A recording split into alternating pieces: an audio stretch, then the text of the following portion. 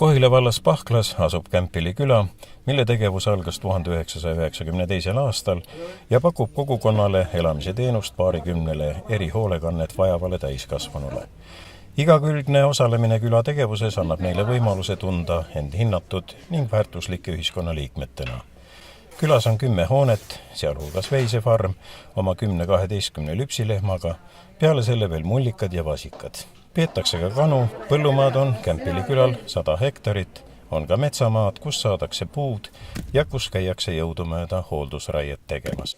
Mittetulundusühingule Kohila turvakeskus kuulub ka Katikodu hoone Viliveres, kus elab 14 intellektipuudega inimest. Neile lisaks käib seal 9 igapäevaelu toetamise teenusel olevat inimest.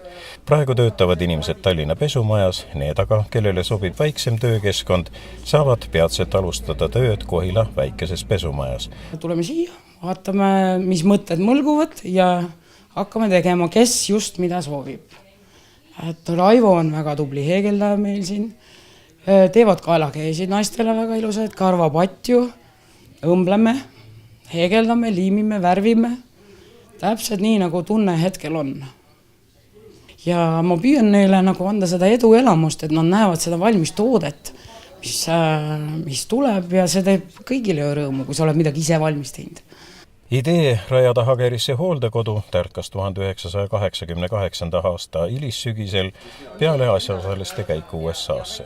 Ehitustöödega alustati 1991. aasta juulis 3 töömehega, abi tuli Saksamaa ja Soome kirikutelt ning muudelt organisatsioonidelt. Kaasfinantseerijate arv on olnud väga suur, suurimateks rahastajateks Sotsiaalministeerium ja Kohila vald.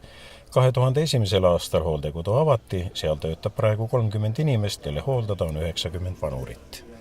Tänane ennelõunane aeg on olnud väga sisukas ja väga meeldiv.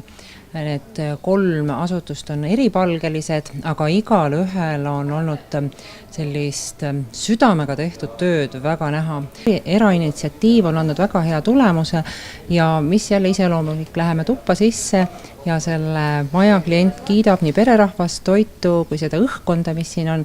Ja kui sa kuuled klientidelt, et nad on väga rahul, siis on ka minul hea tunne.